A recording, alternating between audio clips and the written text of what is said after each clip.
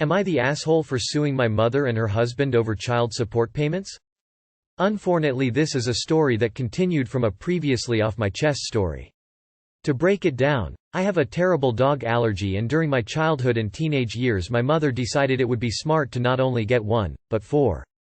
Through that she managed to completely isolate me from my family, and I couldn't leave my room whenever I was home since the dogs were allowed everywhere, and I couldn't stay in the room with them without being unable to breathe and constantly sneezing. I lived like that for 4 years before I had enough and moved onto my university campus. My mother fought for me to stay, not because of me but because she would miss my dad's child support payments since she was legally required to give them to me now. Our relationship became pretty frosty, but at one point we sat down and had a conversation, and I thought things were now okay. She continues to pay me monthly and I have a decent job, so I managed to find a place of my own. Well, over the last few months I found out my mother wasn't paying the full support to me. It was about €200 less than it should be, which she kept. I confronted her and told her that I need the money for uni and my apartment, but she claimed what she's already paying me is more than enough and that I need to get my spending habits under control. I told her I can't work full-time because of my degree, but she simply didn't care. Since that money legally belongs to me, I've decided to talk to a lawyer about suing her for the amount she owes me and the one she kept to herself all my life. I went through with it and we are now settling this through court. My mom's husband begged me to drop it and said he would pay me around €1,000 as compensation, and that I need to think about the fact that they still have to pay off their house, that the dogs need food, that he has to support my sisters, etc. Even my dad told me I was being too harsh on my mother. I simply don't care about that woman who's isolated me my whole childhood. Am I the asshole? Edit. I have 3 sisters and I'm the oldest brother. The only thing I'm concerned about is losing them in the process, because I know I have to go no contact once this is settled. She's already been calling me non-stop and I blocked her number, and she's been using my sister to contact me. She's a really good manipulator, so I'm really worried and wondering if this is all worth it. Edit 2. Originally added as a comment: Hi guys. Thank you for all the comments, this really is giving me a lot of reassurance that I am doing the right thing. I can't thank everyone individually, but all the well wishes mean the world to me and show me I am not alone in this mess. I didn't expect this much support, but it means a lot. Can't lie about the fact that I've been scrolling all day and since then felt a lot better. As to some of the questions. My sisters are 18, 12 and 9. The oldest is my stepsister, daughter of my mom's new husband. The other 2 are half-siblings of mine. They mean the world to me. I feel very protective of them, and I did everything I could in my situation to be a good brother to them. At the moment I am also trying to support my oldest younger sister with her wish to move out. She might move in with me. I hope I can keep contact through them in secret or through my grandma. I am very scared of losing my youngest sister. To the Germans in the comments, I don't get BAföG. My parents are both really well off, and I tried multiple times, explaining my situation. I don't get anything that would support me. I applied for a Wohngeldbescheid, and I am waiting for the results of that. I've been working since I was 16, and before moving out my mom did take part of my money for rent, so there is a pattern. My mom managed the child support and my dad is a very "let's just keep it the way it always was" type of guy. So he just kept paying my mom and trusted her to give it to me, even when I told him I don't get anything. I am very happy with the rational comments I am receiving because I catch myself still trying to excuse her behavior. I love my parents dearly, I love my family. I don't want to be in this situation, but at the same time I don't see what else I can do. Thank you for your support. I promise to keep posting updates. Not the asshole. I find it comical that you were told to get your spending under control by the people who are stealing your money to be able to afford dog food for the dogs that are the reason you had to move in the first place. Not the asshole. You don't have to be the bigger person here. Your mom won't even be grateful to you for it. Absolutely nonsensical to get a dog when you have an allergic child. Not the asshole. This is money owed to you and you are doing the right thing by letting a lawyer deal with it. Not the asshole. You are on the right side of morals and the law. It just depends on if you are willing to destroy your relationship with your mother for it. Not the asshole. This money was rightfully owed to you, and she fraudulently kept it from you. The dog stuff is outrageous. It's not illegal, but it's immoral. I say you should go balls to the wall and let her, and that husband of hers, have a taste of what having an allergic reaction is like. Am I the asshole for overreacting when my husband called me cheap? We went out with couple of friends for dinner this weekend, and 2 days after that my husband called me cheap for the way I interacted with the waiter. Here is the backstory. My husband and I are married for more than 5 years and have 3 kids. I come from a different state, and where I live every state has its own language. I had to go no contact with my family before my wedding because my parents didn't approve of relationship and were toxic AF. I accepted my husband's culture and learned his language after marriage.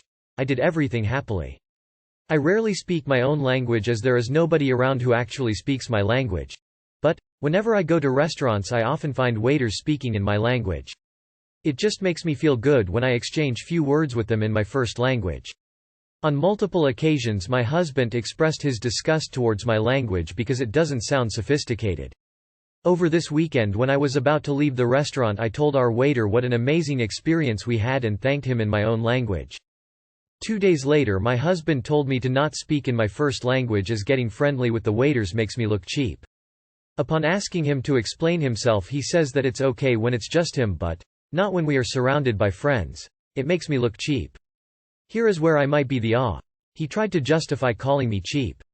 And I brought up an incident that happened 4 years ago. I told him he has no right to call me cheap when he is the one who got fired for sending soft porn, an audio, to a girl he barely knew. He got quiet and said it was uncalled for. Edit. Thanks for understanding my deep feelings towards my language. To clear it for everyone. What my husband meant was I was not being classy. Yes, he is rich and I come from a state which is considered to be poor. But he is also very kind towards people irrespective of their financial background. So, what I feel is he got a problem with my language more than anything else. Divorce is not something I would consider over this, but I do understand your emotions about asking me to give it a thought. He does have arrogance around his wealth and I would often see him bragging about his money, but his friends are worse. I just stay silent during those talks. I guess I have been a poor person since birth and not yet used to being with a rich husband. He is not a cheater. He sent a moaning audio to a coworker. It is a funny prank if the other party is cool about it. But this particular girl felt uncomfortable and complained about this to the HR. My husband doesn't understand boundaries with people. I tried to talk sense into him and he has definitely worked on this.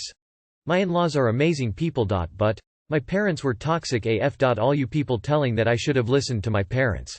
My parents never met him. They just wanted me to be in their control forever. They were abusive. I literally had to run away with my younger sister because of domestic violence. People calling me thank you. I know I am petty and can be extremely hurtful with my words if triggered. I should not have brought that up, especially when he tried and became better in that area. I speak 5 languages. My husband thinks I sound funny and awful while speaking English because I have an accent compared to the local people. Well, I learned English from foreign TV channels since people in my state didn't speak much of English. So I am proud of myself and people often compliment me for my English. He also got a problem with my second language because I sound more like people from a different group than my own while speaking. Then comes my first language and you all know how he feels about it. His constant nagging towards every language I speak is what triggered me. Thanks for staying with me for a long edit. Not the asshole. I bet it feels wonderful to speak your native tongue to a stranger. Keep doing it. Your husband is the not the asshole. He's emotionally abusing you and clearly can't take criticism. I guess your family was right. Not toxic. Congratulations, husband. You are the when you hate to admit your parents were right but not for the reasons they said. Am I the asshole for asking my husband to file a police report against my deceased Phil? My husband, M30, and I, F27, are preparing to buy our first home. We both work full-time, making above minimum wage, but not enough that either of us can get a home with our single income. Yesterday, in a conversation with the bank, we were informed that there are 4 collections accounts in my husband's name, all going back to 2018. Power, internet, and 2 credit cards. After a few hours, we were able to link each of these accounts to his father's previous address. The bill is just shy of $6,000. After multiple conversations, we have realized the only way to clear this debt from causing issues to his credit rating is to file a police report for fraud. His father died suddenly last September, and my husband doesn't want to tarnish his father's name and is afraid his family will look down on him for doing this. He is on the fence of how this will look if it gets out. I look at it differently. We took a massive hit paying for the funeral. Phil had no money, and no life insurance. I know it's his dad, but we will be years recovering from the implications of this. None of the recovery agencies are willing to give us a bill paid in full, and even if we do pay this debt we will lose the down payment we have busted our behinds to raise again over the past 7 months. We aren't even close to having the buying power we had last September because we only saved about half of our original down payment. So, am I the asshole for asking him to make the police report? It's not an ideal situation, but how much more can I let his father's poor financial decision in life impact our future, especially now that he's gone? Clarification for some of the most repeated questions. As some of you might have gathered, yes, my husband has heritage reasons for trying to honor his father even in death. He is also a junior. He is an only child and was raised only by his mother. His father did not sign his birth certificate, but was a large part of his life. His father's estate is gone to probate court to be settled. Because of his accent and his dislike for confrontation, my husband actually had me speak to everyone yesterday. Collection agencies did not have our address or his phone number, which is why we have not even hounded. Everyone I spoke to has told me they have had no success in reaching him since they acquired the debt. So no, he wasn't hiding something. He didn't know. We have had complications with the credit bureau for the last 3 years trying to access my husband's credit report. We have had to go to the police station and show several pieces of ID, send in letters to confirm his identity.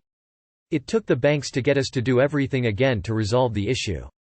Originally, we thought it was because there was no activity on his credit report. Now we know that at least one account used his father's SSN with my husband's DOB and created issues.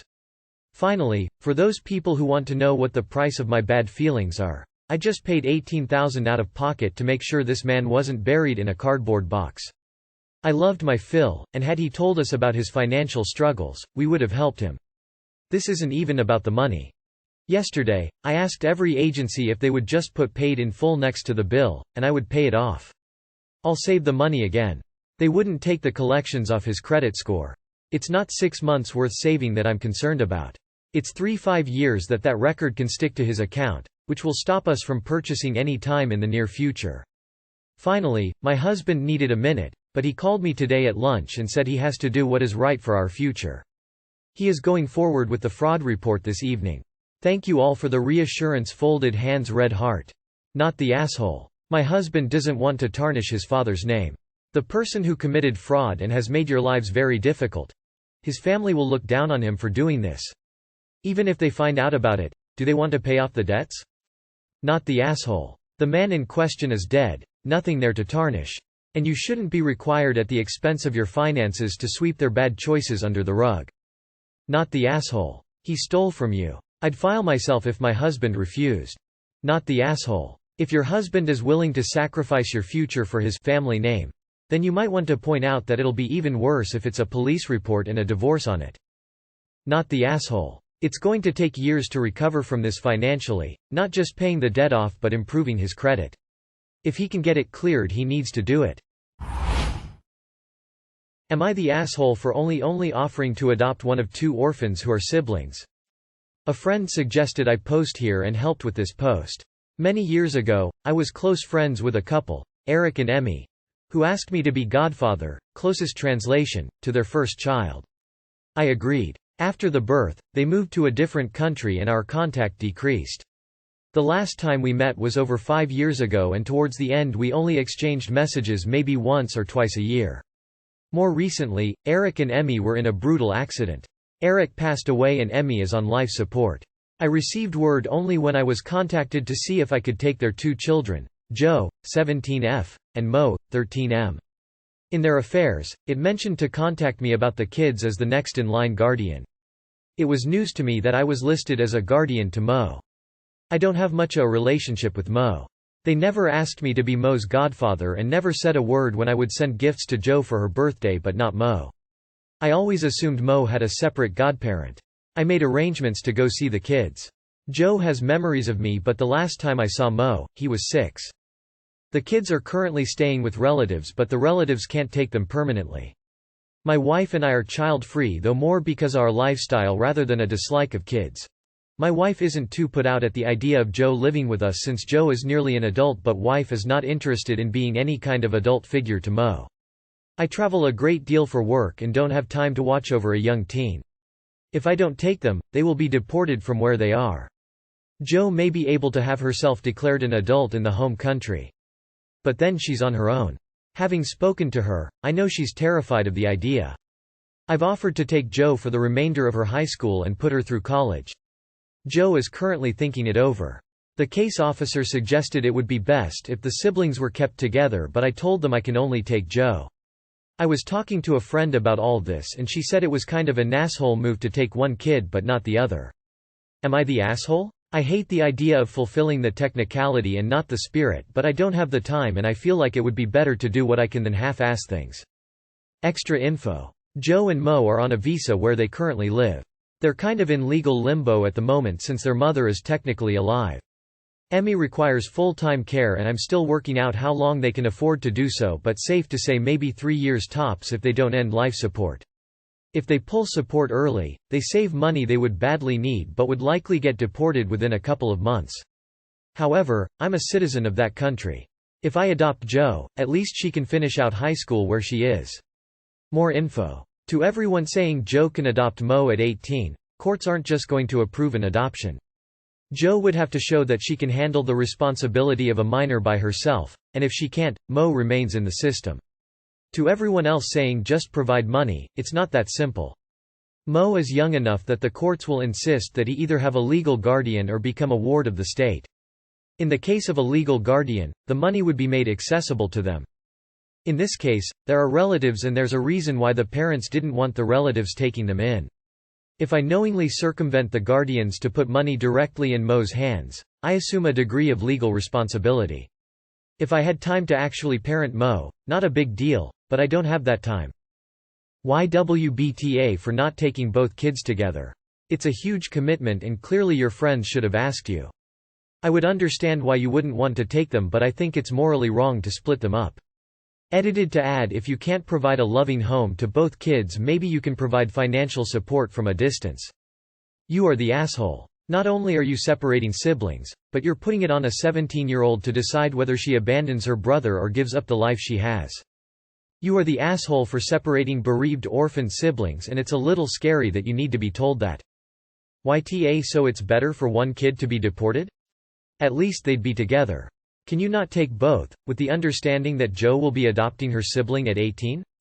If you can help her through college, then surely she can do part-time and stay with her sibling. Mo is 13, not 3. It's not 2 choices here but 3. You would not be the asshole for refusing to take them together. That's a financial and emotional burden that you explained you are not able to do. But you would be the asshole for taking only one of them and leaving the other in limbo. The third choice is taking neither.